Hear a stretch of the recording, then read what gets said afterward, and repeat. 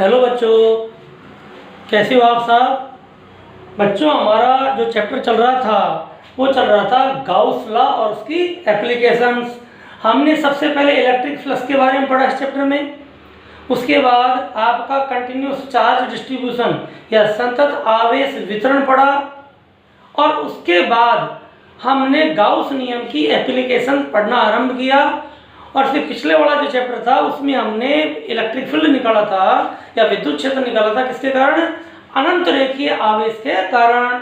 अब next application है आपकी अपरिमित समरूप आवेशित अचालक परत के कारण विद्युत क्षेत्र। Electric field due to an infinite uniformly charge non conducting sheet. तो देखिए, सबसे पहले तो समझे हम कि आवेश का जो डिस्ट्रीब्यूशन है या वितरण है वो कैसा वितरण है?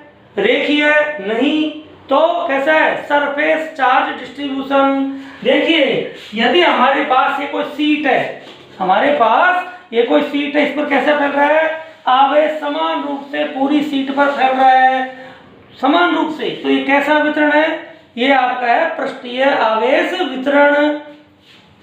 अब इसमें एक वर्ड है इनफाइनाइट, अर्थात अपरिमित।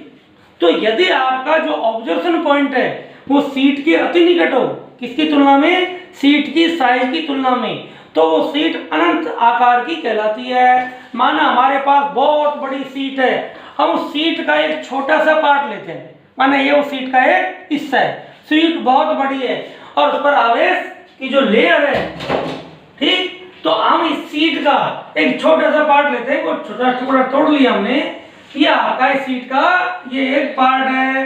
तो ए बी सी डी आपकी अनंत आकार की जो अचालक परत है उसका क्या है? एक भाग है, और इस पर आवेश क्या है? समान रूप से फैल रहा है। तो ये क्या होगी? एक अचालक परत का एक भाग लिया हमने, इसका एक हिस्सा। इस पर माना पृष्ठ आवेशन तो क्या है? सिग्मा है। और सबसे पहले तो जैसे कल निकाला था कि गाउस नियम जो आपका है वो क्या है? ये तो हो गया flux E dot DA vector, इसे डीए वेक्टर लिख दें या डीएस वेक्टर, कोई फर्क नहीं पड़ता है। और ये आपका surface is equal to sigma cube upon epsilon naught. तो सबसे पहले हमने कल भी देखा था, हमें चाहिए इलेक्ट्रिक फील्ड की डायरेक्शन। तो पहला काम हमारा ये होता है कि इलेक्ट्रिक फील्ड की डायरेक्शन को याद करें। तो फर्स्ट क्या है? इस परत के कारण, परत के निकट कोई ये बिंदु P है, यहां पर हम क्या निकालना चाहते हैं? विद्युत क्षेत्र निकालना चाहते हैं। तो सबसे पहले इस P बिंदु पर इस परत के कारण क्या निकालें? विद्युत क्षेत्र की दिशा। तो हमने जो O पॉइंट है इसके सिमेट्रिकल ऊपर और इतने ही नीचे बराबर डिस्टेंस पर, अर्थात जितना ऊपर उतना ही नीचे बराबर डिस्टेंस पर हमने दो अल्पांश ले लिया आवेश की, और माना उस पर आवेश कितना है? dq, और इस पर भी आवेश कितना है? dq। ठीक, इस अल्पांशों के कारण किसी भी बिंदु पर, क्योंकि जो अल्पांश पर जो आवेश होता है उसको हम बिंदु आवेश मान सकते हैं, तो इस बिंदु पर विद्युत क्षेत्र क्या होगा? इसके कारण होगा इसको मिलाने वाली रेखा के अनुदिश इधर, और इसके कारण विद्युत क्षेत्र क्या होगा? इसको मिलाने वाली रेखा के अनुदिश। ठीक, तो इस तरह से ये आपका विद्युत क्षेत्र क्या हो गया? माना DE1, और ये विद्युत क्षेत्र क्या हो गया? DE2। अब दोनों के विद्युत क्षेत्रों के परिमाण क्या होंगे? बराबर, केवल आपकी दिशा क्या है? विपरीत। तो देखिए, यदि ये एंगल को हम अल्फा ले लें तो सिमेट्री से एंगल भी क्या होगा? अल्फा। ये शीर्षाभिमुख कोण अल्फा, तो ये भी क्या हो गया? अल्फा। और इनके कंपोनेंट निकालें तो इसका क्या कर दें? इसका कंपोनेंट हो जाएगा DE1 cos अल्फा, और इधर कंपोनेंट क्या आएगा? DE1 sin alpha. इसी तरह से इस विद्युत क्षेत्र के इधर घटक क्या आएगा? DE2 cos अल्फा, इधर क्या आएगा? DE2 sin alpha. क्योंकि दोनों विद्युत क्षेत्र हैं, DE1 वेक्टर का परिमाण किसके बराबर होगा? DE2 वेक्टर के परिमाण के बराबर। तो जो ये घटक हैं एक दूसरे को क्या कर देंगे? कैंसिल कर देंगे, और ये घटक बचे रह जाएंगे। तो देखो इस तरह से इस पूरी परत पर आप कल्पना करो कि हमारी ये परत है। तो यदि देखो बच्चों, माना ये पेन पर यहाँ पॉइंट है, तो यहाँ अल्पांश ले तो यहाँ होंगे, तो इनके घटक उर्ध्व घटक क्या करेंगे, कैंसिल, क्षैतिज घटक बचेंगे। यहाँ अल्पांश लेंगे तो यहाँ ले लें, यहाँ ले तो यहाँ ले, यहाँ ले तो यहाँ ले। इस तरह पूरी परत पर आपके क्या होंगे, अल्पांशों के जोड़े बनाए जा सकते हैं। और सभी जो अल्पांशों के जोड़े हैं उनके ये ऊर्ध्व घटक क्या करेंगे, कैंसिल, और केवल कौन से बचेंगे, क्षैतिज घटक। तो बताओ विद्युत क्षेत्र का आएगा परत के लंबवत ओपी दिशा में आएगा, परत के लंबवत ओपी दिशा में। तो इस तरह से हम सबसे पहले क्या निकालेंगे, विद्युत क्षेत्र की दिशा। उसमें कुछ नहीं, 2-4 लाइन लिख ली है। माना ABCD समरूप आवेशित अचालक परत जिस पर पृष्ठावेश घनत्व सिग्मा का एक भाग है। परत के निकट किसी बिंदु P पर विद्युत क्षेत्र ज्ञात करने के लिए O के सममित दो पृष्ठीय अल्पांश A1 और A2 लेते हैं। इन अल्पांशों पर आवेश के कारण P पर विद्युत क्षेत्र की तीव्रता dE1 वेक्टर व dE2 वेक्टर होगी, जिनके परिमाण समान होंगे। इन तीव्रताओं को घटकों में वियोजित करने पर ऊर्ध्व घटक dE1 sin अल्फा व dE2 sin अल्फा परिमाण में समान और दिशा में विपरीत होने के कारण परस्पर कैंसिल या निरस्त हो जाएंगे, एवं क्षैतिज घटक dE1 cos अल्फा और dE2 cos अल्फा एक ही दिशा में होने के कारण जुड़ जाएंगे। इस प्रकार संपूर्ण परत को हम अल्पांश युग्म में से मिलकर बना मान सकते हैं। अतः हम कह सकते हैं कि समरूप आवेशित अचालक परत के कारण विद्युत क्षेत्र परत के लंबवत ओपी दिशा में होगा। तो सबसे पहले हम क्या निकालेंगे, विद्युत क्षेत्र की दिशा। और परीक्षा में यदि टाइम नहीं हो तो ये डायग्राम बना के नीचे एक लाइन ले सकते हो कि उपरोक्त चित्र से स्पष्ट है कि समरूप आवेशित अचालक परत के कारण विद्युत क्षेत्र परत के लंबवत ओपी दिशा में होगा। तो सबसे पहले हमने क्या निकाला, इसकी विद्युत क्षेत्र की दिशा। अब देखो इस आर्टिकल का जो सेकंड पार्ट है वो है गाउस नियम से विद्युत क्षेत्र निकालें।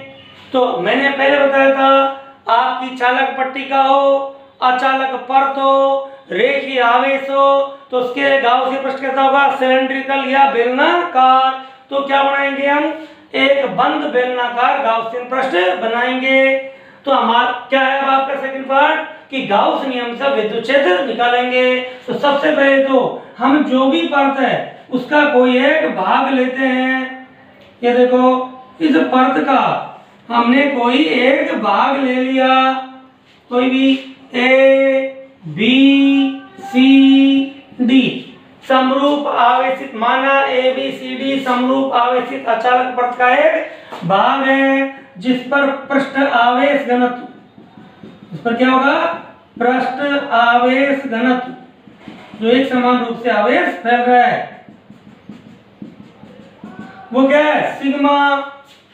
इस परत के कारण परत से लंबवत आर दूरी पर, देखिए बच्चों ये जैसे कि ये पृष्ठ है तो इस पृष्ठ से लंबवत अर्थात बिल्कुल स्पैन की दिशा में, आपकी दिशा में, यह माना आर दूरी पर हमें क्या निकालना है, विद्युत क्षेत्र निकालना, परत से लंबवत आर दूरी पर।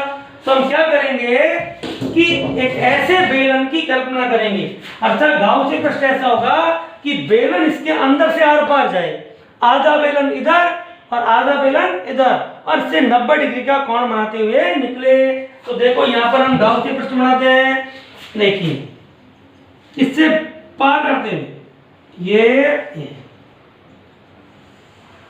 और ये बेलन पीछे को इस तरह से देखो, डैश डैश का मतलब ये पीछे से आ रहा है, बैक साइड से।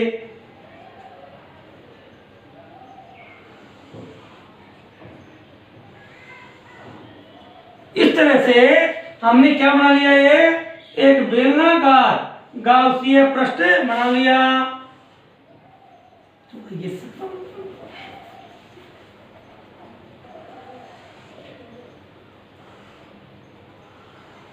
ये और ये आपके इस पृष्ठ को देखो इस तरह से काटे, इस तरह से ऐसे काट के जाएगा। तो ये जो आपका पृष्ठीय क्षेत्रफल है ये ए, ये भी पृष्ठीय क्षेत्रफल है ए हम पृष्ठ काट के, और यहां से जो लंबाई है ये कितनी डिस्टेंस है आर, और इतनी डिस्टेंस इधर ले लें, ये भी कितनी है आर, तो क्या होगी 2r लंबाई, और ए पृष्ठ काट के बेलनाकार गाउसिय पृष्ठ की कल्पना करते हैं। समझ रहे हो कि ये जो आपका बेलन है ये कहां हो रहा है, इसमें से आर पार निकलना है इस तरह से, ठीक। और अब गाउसियन से निकालेंगे, ठीक। हम लिखेंगे माना ए बी सी डी समरूप आवेशित अचालक पृष्ठ का एक भाग है जिस पर पृष्ठावेश घनत्व सिग्मा है। इस परत से r दूरी पर बिंदु P पर, हमें ये बिंदु P है, बिंदु P पर विद्युत क्षेत्र ज्ञात करने के लिए पथ से अभिलंबत पार 2r लंबाई और ए पृष्ठ काट के बेलनाकार गाउसिय पृष्ठ की कल्पना करते हैं। गाउस के नियम से इस पृष्ठ से निर्गत विद्युत फ्लक्स क्या होगा, बंद पथ पर समाकलन S E dot DA vector लिखो, डीएस वेक्टर लिखो, कोई फर्क नहीं पड़ता। A means area, S means surface, is equal to sigma Q upon epsilon naught, ठीक। तो यही तो होगा फॉर्मूला, ये आपका फ्लक्स और ये वो निर्गत फ्लक्स का मान गाउस नियम से। अब जो आपका ये सरफेस है इसको ऐसे लिख सकते हैं S E D A cos theta is equal to sigma q. देखो आपका ये जो पृष्ठ है ये कितना क्षेत्रफल का अंदर आ रहा है ए, सीट में से आप देखो जब बेलन इस पृष्ठ पे से गुजरेगा तो देखो एक यहाँ पर एक सर्कल कटेगा, ये सर्कल कट जाएगा, और इकाई क्षेत्रफल आवेश कितना है सिग्मा, और इसका क्षेत्रफल कितना है ए, तो इसके अंदर कितना आवेश हो जाएगा सिग्मा ए। तो बताओ बेलन के अंदर कितना आवेश आया आपका सिग्मा ए, तो ये आपका आवेश कितना आ गया sigma Q, sigma A upon epsilon not. आपके गाउसियन पृष्ठ के अंदर कितना आवेश आ गया sigma A upon epsilon naught. और ये जो बंद पृष्ठ है वो तीन पृष्ठों से मिलके बना है। ये आपका कौन सा, इस पृष्ठ को क्या मान ले S1, इसको क्या मान ले S2, और इस बेलनाकार पृष्ठ को क्या मान ले आपका S3। S1 ये वृत्तीय पृष्ठ, S2 ये वृत्तीय पृष्ठ, और S3 बेलन का वक्र पृष्ठ। तो इसको हम खोल सकते हैं समाकलन को तीन भागों में, S1 E dA cos theta plus S2 E dA cos theta plus S3 E dA cos theta is equal to sigma A upon epsilon naught. अब बात करते हैं ई की और डी की। S1 पृष्ठ, चलो ये रहा, इस पर हम क्या ले लें एक अल्पांश क्षेत्रफल ले लें, और ये आपको पता है कि अल्पांश सदिश क्षेत्रफल की दिशा क्या होगी पृष्ठ के लंबवत, ये होगी पृष्ठ के लंबवत। और विद्युत क्षेत्र का होगा भाई, विद्युत क्षेत्र भी होगा पृष्ठ के लंबवत ओपी दिशा में, अभी बताया था। तो ये आपका विद्युत क्षेत्र हो गया, और ये आपका डीएस वेक्टर होगा। तो ये आपका डीए वेक्टर और ये आपका ई वेक्टर, दोनों कहाँ होंगे एक ही दिशा में। बात करते हैं इसको, देखो यदि इस पृष्ठ पर आपका विद्युत क्षेत्र है यहाँ, सॉरी आवेश है इस पृष्ठ पर यहाँ, तो देखो यहाँ पर आवेश रखेगा तो इधर जाएगा, और इधर आवेश रखेगा तो इधर जाएगा। तो यहाँ पर आपका देखो आपका यहाँ अल्पांश ले लें तो आपका डीए वेक्टर वो इधर हो गई, और विद्युत क्षेत्र क्योंकि इस पर धनावेश है, इकाई धनावेश को पृष्ठ के इधर रखोगे इधर भगेगा, पीछे को रखोगे पीछे को जाएगा, तो यहाँ विद्युत क्षेत्र का होगा यहाँ इस दिशा में हो जाएगा। अब बात करते हैं आपका वक्र पृष्ठ या बेलन का जो कर्व सरफेस है उस पर कोई सरफेस ले लें, ये आपका इसकी दिशा होगी इस दिशा में, ये हो गया आपका डीए वेक्टर, और ये हो जाएगा विद्युत क्षेत्र, क्योंकि विद्युत क्षेत्र तो क्या होता है विद्युत क्षेत्र होगा पृष्ठ के लंबवत। तो देखो यहाँ पर क्या आया पृष्ठ S1 व S2 पर, S1 और S2 पर थीटा बराबर 0 डिग्री और cos 0 डिग्री का मान हो जाएगा 1, किस पर S1 और S2 पर, और पृष्ठ S3 पर थीटा इज इक्वल हो गया 90 डिग्री और cos 90 की वैल्यू हो गई 0। तो बोलो ये जो टर्म है इसकी वैल्यू हो जाएगी 1, ये टर्म है इसकी वैल्यू हो जाएगी 1 और ये टर्म है इसकी वैल्यू हो जाएगी 0।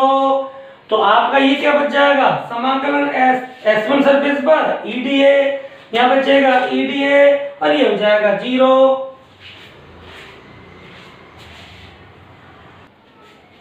तो देखो बच्चों आपका S1 सरफेस पे समाकलन आया था S1 cos 0 का मान हो गया था 0, तो ये हो गया EDA प्लस इस वृत्तीय पृष्ठ पर cos 0 1 हो गया था, तो S2 EDA प्लस ये जो आपका बेलनाकार सरफेस था उस पर थीटा कितना आया था, ये आपका थीटा 90 डिग्री और cos 90 की वैल्यू कितनी आई थी 0 और इज इक्वल टू कूलम्ब कितना था sigma A upon epsilon naught. अब लिखेंगे वृत्तीय पृष्ठों S1 व S2 पर E इज इक्वल टू नियत। देखिए ये जो वृत्तीय पृष्ठ है और ये वृत्तीय पृष्ठ है, इस पूरे के पूरे वृत्तीय पृष्ठ की इस पृष्ठ से दूरी क्या होगी बराबर, तो सिमेट्री से विद्युत क्षेत्र E का परिमाण क्या होगा नियत, तो ये समाकलन से बाहर आ जाएगा, इसलिए E S1 dA plus E surface S2 dA is equal to sigma A upon epsilon naught और dA का समाकलन इस पर जो छोटा सा अल्पांश है ऐसे सभी अल्पांशों का जोड़ क्या होगा पूरे वृत्तीय पृष्ठ का क्षेत्रफल, वो कितना है A, क्या हो जाएगा EA, ऐसे ही इस पृष्ठ का समाकलन भी वही EA is equal to sigma A upon epsilon naught, EA plus EA 2EA is equal to sigma A upon epsilon naught, A से A कैंसिल, तो E is equal to sigma upon 2 epsilon naught, क्या है विद्युत क्षेत्र E is equal to sigma upon 2 epsilon naught. देखिए बच्चों आपकी अपरिमित समरूप आवेशित अचालक परत के कारण विद्युत क्षेत्र क्या आया E is equal to sigma upon 2 epsilon naught और दिशा क्या थी आपके परत के लंबवत, लंबवत को बोल सकते हैं नॉर्मल और नॉर्मल बोल सकते हैं एन कैप से एवं सदिश रूप में इन वेक्टर फॉर्म, इन सदिश रूप में वेक्टर फॉर्म में क्या होगा बोलो E vector is equal to sigma by 2 epsilon naught और एन कैप। यहाँ पर जो एन कैप है, एन मीन्स होता है नॉर्मल, जो यूनिट वेक्टर सरफेस के 90 डिग्री के कोण पर होता है उसको एन कैप से डिनोट करते हैं। यहाँ एन कैप परत के लंबवत दिशा में एकांक सदिश या यूनिट वेक्टर है, तो आपका एन कैप क्या है, जो आपकी चार्ज की इनफाइनाइट लेयर है सीट है उसके परपेंडिकुलर डायरेक्शन में यूनिट वेक्टर है। अब देखिए इसमें एक इंपॉर्टेंट चीज क्या है, नॉट, जो भी हम छोटे क्वेश्चनों के लिए कहते हैं फॉर्मूला तो हमारा आ गया। नंबर फर्स्ट क्या, इनफाइनाइट सीट के कारण जो इलेक्ट्रिक फील्ड होगा E प्रोपोर्शनल सिग्मा, उस पे जो सरफेस चार्ज डेंसिटी है उसके प्रोपोर्शनल होगा, इसलिए हम कह सकते हैं E1 upon E2 is equal to sigma 1 upon sigma 2 छोटे क्वेश्चनों के लिए। और यदि ग्राफ पे नोट करें, ग्राफ क्या आएगा, यदि ये सिग्मा है और ये E है तो प्रोपोर्शनल होगा, और क्या लिख सकते हैं E प्रोपोर्शनल सिग्मा। ठीक, दूसरी जो सबसे इंपॉर्टेंट चीज वो है कि आपकी जो इलेक्ट्रिक फील्ड है वो आपके ऑब्जर्वेशन पॉइंट की इससे डिस्टेंस r है उस पर डिपेंड नहीं कर रहा है, क्योंकि इस फॉर्मूले में r है ही नहीं। अतः परत के निकट सभी बिंदुओं पर विद्युत क्षेत्र क्या होगा, समान होगा, तो उसका ग्राफ इस तरह आएगा। ऊपर बनाते हैं देखो, तो देखो जो सेकंड प्रश्न है कि आपका विद्युत क्षेत्र ई है, विद्युत क्षेत्र ई प्रेक्षण बिंदु, प्रेक्षण बिंदु की परत से दूरी, परत से दूरी r पर निर्भर नहीं करता है, इंपॉर्टेंट है। अतः ग्राफ बनाएं तो यदि हम यहाँ पर क्या ले लें r और यहाँ क्या ले लें इलेक्ट्रिक फील्ड, तो इलेक्ट्रिक फील्ड सब जगह समान रहेगा, दूरी कम हो चाहे ज्यादा हो, इलेक्ट्रिक फील्ड न बढ़ रहा न घट रहा, तो इस तरह से ग्राफ आएगा। तो एक इंपॉर्टेंट ग्राफ है ये आपको कई बार एक नंबर पूछे, तो ध्यान रखना है पर्त के निकट सभी बिंदुओं पर विद्युत क्षेत्र क्या होगा समान। तो दोनों ग्राफ भी हमें छोटे क्वेश्चनों के लिए ध्यान रखना है। इस तरह से हमने क्या पढ़ा, electric field due to an infinite uniformly charge non conducting sheet, और इसके कारण हमारा फॉर्मूला क्या है, E vector is equal to sigma upon 2 epsilon naught n cap. Sigma क्या है आपकी, सिग्मा है आपकी सरफेस चार्ज डेंसिटी। देखिए बच्चों, अभी हमने पढ़ा था परत नॉन कंडक्टिंग शीट, और अब क्या पढ़ रहे हैं हम, कंडक्टिंग प्लेट, समरूप आवेशित अपरिमित चालक पट्टी का के कारण विद्युत क्षेत्र। मां भी आपकी समरूप आवेशित थी, ये भी समरूप आवेशित है, वो भी इनफाइनाइट शीट थी, ये भी इनफाइनाइट है, लेकिन वो क्या था आपका, आपकी अचालक परत नॉन कंडक्टिंग शीट, और ये क्या है कंडक्टिंग प्लेट। दोनों में अंतर क्या है मैं आपको समझाता हूं कि ये आपकी एक चालक सॉरी अचालक परत है, ये लकड़ी की है, तो इस पर आप आवेश जहां दोगे वहीं रहेगा। यदि आपने इस पर किया है, आपका पेंट कर दिया, माना पेंट कलर है, वो चार्ज है, तो चार्ज आपका यहीं रहेगा, इसके अंदर आपका नहीं जाएगा। तो क्या आपका नॉन कंडक्टिंग शीट।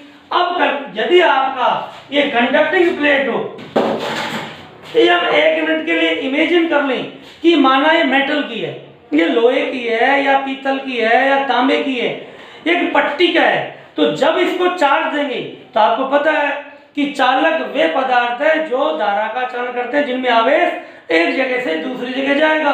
यदि आप इसको यहाँ चार्ज दोगे तो यहाँ पोटेंशियल अलग होगा, तो चार्ज आपका कंडक्टर में पोटेंशियल सब जगह समान होता है, इसलिए चार्ज यहाँ भी और यहाँ भी इस तरह आएगा कि अंदर इलेक्ट्रिक फील्ड 0 हो, तो अंदर क्या होगा, इस पर भी चार्ज की एक लेयर आएगी, इस पर भी चार्ज की एक लेयर आएगी, और इसके अंदर कोई फ्री चार्ज नहीं रहेगा।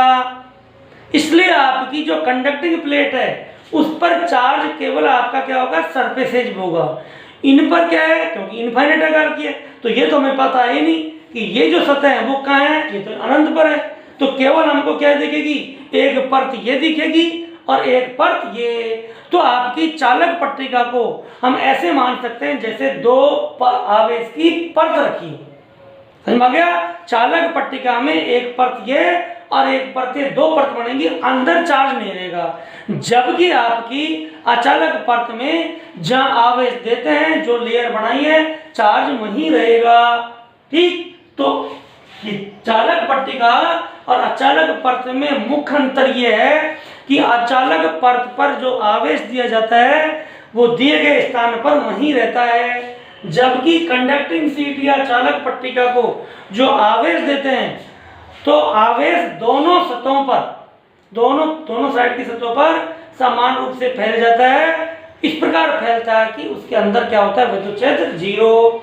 अब जो चालक पट्टिका है उसके कारण भी विद्युत क्षेत्र का होगा, वही उसके लंबवत तल के लंबवत दिशा में होगा, तो दिशा तो बिल्कुल वैसे ही होगी। अब निकालते हैं कि चालक पट्टिका के कारण गाउस नियम से विद्युत क्षेत्र कैसे निकले। बहुत सुंदर, देखते हैं बच्चों कि आपकी जो चालक पट्टिका है उसको हम ऐसे नोट कर सकते हैं। देखो ये आपकी क्या है, इतनी मोटी है, क्या है ये इन्फिनिटली, इसकी दोनों सतह बना रहे हैं, ये आपकी लाइन नहीं है, ये आपकी सतह है। ये लाइन इस सतह को डिनोट कर रही है, ये लाइन इस सतह को डिनोट कर रही है। ठीक, 2 लाइन है, और दोनों पर आपका आवेश दोनों पर ही फैलेगा, इस पर भी और इस पर भी। और अंदर विद्युत क्षेत्र क्या होगा, अंदर विद्युत क्षेत्र का मान क्या होगा 0। तो ये आपके एक पट्टी का अनंत आकार की, और पृष्ठावधि घन कितना है सिग्मा, यहां पर भी कितना होगा सिग्मा। अब इसके कारण इससे r दूरी पर हम क्या निकालना चाहते हैं विद्युत क्षेत्र गाउस के नियम से। तो हम एक बेलनाकार गाउसीय पृष्ठ बना लें, और ये बेलनाकार गाउसीय पृष्ठ है क्योंकि अनंत आकार की है। ठीक, कैसे आकार की है, अनंत आकार की। तो हमें पता नहीं कि कहाँ है, कितनी दूर होगी। तो ये आपका ये सरफेस, और जो दूसरा जो पृष्ठ है वो क्या होगा, इसके अंदर होगा कहीं।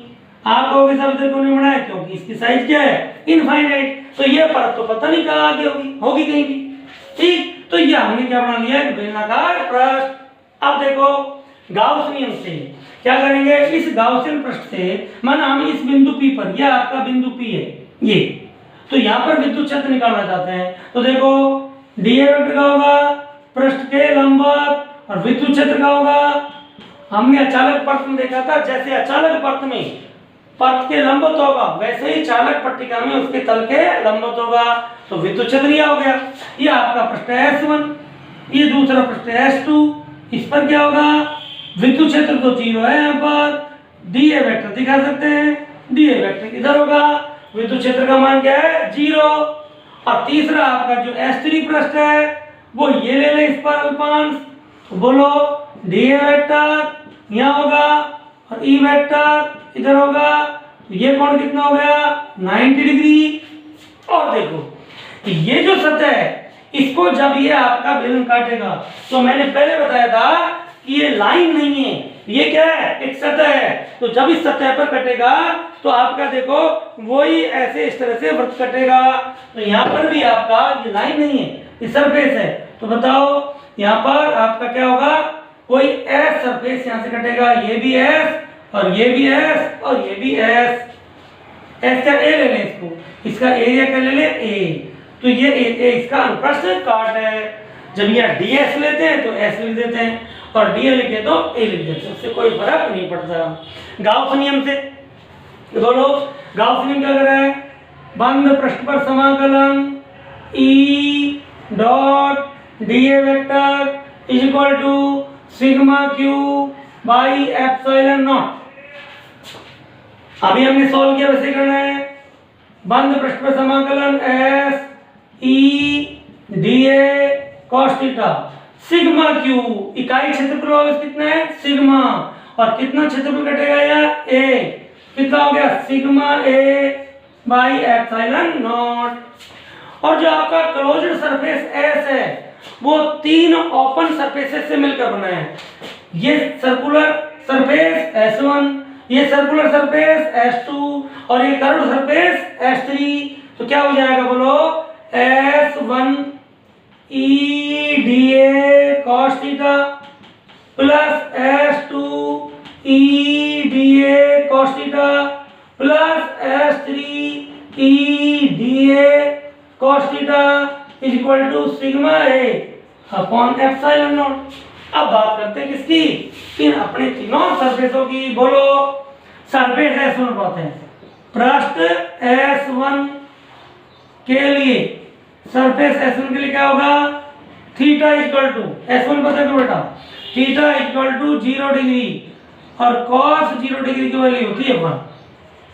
पृष्ठ S2 के लिए थीटा बीटा का तो कोई चक्कर नहीं, क्योंकि ये ही नहीं, लेकिन ये तो पता है कि यहाँ पर इलेक्ट्रिक फील्ड क्या है 0।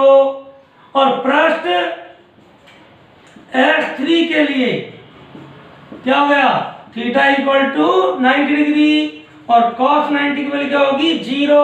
तो देखो S1 पर तो इसकी वैल्यू होगी 1, ये देखो, और S2 पर आपकी E है, इस E की वैल्यू होगी 0, और S3 है, इस पर आपका cos 90 है, इसकी वैल्यू होगी 0। तो देखो बच्चों ये टर्म क्या होगी 0, क्योंकि E की वैल्यू 0 रखेंगे। ये टर्म होगी 0 क्योंकि cos 90 की वैल्यू 0, और इसकी जगह रख दें 1। तो क्या बच गया हमारे पास, ये बच गया S1 E dA is equal to sigma by epsilon naught, sigma A by epsilon naught. पृष्ठ S1 पर E क्या होगा, नियत, जैसे पहले लिया था। इस पूरे वर्ती सरफेस पर E क्या होगा, कांस्टेंट। तो समाकलन से कहा जाएगा भार, तो E आ गया भार, ये हो गया S1, ये हो गया dA is equal to sigma A upon epsilon naught, और dA का समाकलन EA is equal to sigma A by epsilon naught, और A से A कैंसिल, ठीक। तो क्या आ गया, electric field E is equal to sigma by epsilon naught, और सदिश रूप में E vector is equal to sigma by naught n cap. तो ये क्या है आपका, चालक पट्टी के कारण इलेक्ट्रिक फील्ड क्या आया, sigma upon epsilon naught n cap. तो देखो बच्चों, चालक पट्टी के कारण विद्युत क्षेत्र क्या है आपका, E vector is equal to sigma upon टूनी एप्सिलॉन नॉट n कैप। ये आपके चालक पट्टी के कारण आया। अच्छा, नॉट वो चीज यहाँ नोट कर सकते हैं, नंबर पर E प्रोपोर्शनल सिग्मा या E1 upon E2 is equal to sigma 1 upon sigma 2, और ग्राफ वही चालक पट्टी का E और ये सिग्मा और ग्राफ जैसे अचालक पट्टी का था वही हो गया।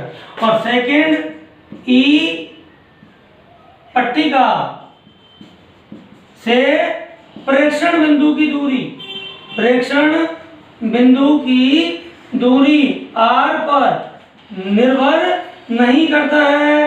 अतः आपका जो ग्राफ है वो कैसा हो जाएगा, यदि यहाँ ले E और यहाँ क्या ले आपका R, तो ग्राफ आपका स्ट्रेट लाइन होगा। लेकिन यहाँ क्या आएगा, सिग्मा अपॉन एप्सिलॉन नॉट, ये मान रहेगा। और यदि अचालक पट्टी का होती तो सिग्मा अपॉन 2 एप्सिलॉन नॉट। तो देखो हमने एक चीज नोट की यहाँ पर कि अचालक पथ के कारण विद्युत क्षेत्र क्या होता है, सिग्मा अपॉन 2 एप्सिलॉन नॉट, और चालक पट्टी का कारण क्या होता है, सिग्मा अपॉन एप्सिलॉन नॉट। तो देखो अचालक पथ के विद्युत क्षेत्र को 2 से गुणा कर दें, 2 से 2 कट जाए, क्या जाएगा, पट्टिका का। अतः चालक पट्टिका के कारण परत के निकट किसी बिंदु पर विद्युत क्षेत्र उसी आवेश घनत्व वाली जो आपकी अचालक परत है उसके कारण विद्युत क्षेत्र का क्या होता है, डबल होता है। तो फॉर्मूला अचालक परत का क्या होगा, सिग्मा अपॉन 2 एप्सिलॉन नॉट, और चालक पट्टिका का सिग्मा अपॉन एप्सिलॉन नॉट। पट्टिका का डबल है परत की तुलना में। तो ये अचालक परत का है, अचालक परत में नीचे 2 आएगा और पट्टिका में सिग्मा अपॉन एप्सिलॉन नॉट। तो ये कंडक्टिंग प्लेट और ये आपकी इंसुलेटेड लेयर, ठीक। और नेक्स्ट टर्म पर हम इसके संबंधित इसके न्यूमेरिकल प्रॉब्लम भी सॉल्व करवाएंगे। तो आपकी गाउस-नाइट के एप्लीकेशन से इन्हें पढ़ें और हम न्यूमेरिकल प्रॉब्लम करेंगे। जैसे ही आपके टॉपिक खत्म होगा चैप्टर, उसके बाद नीट और जेईई की प्रॉब्लम भी सॉल्व करवाएंगे। आपको बच्चों साथ साथ केवल बोर्ड एग्जाम को टारगेट नहीं रखना है, आपको नीट और जेईई मेन एग्जाम की भी साथ साथ तैयारी करनी है। लेकिन पहले हम आपको बेस मजबूत करना है, आप टॉपिकों के कॉन्सेप्ट समझें, तभी आप नीट और जेईई की प्रॉब्लम सॉल्व कर पाओगे।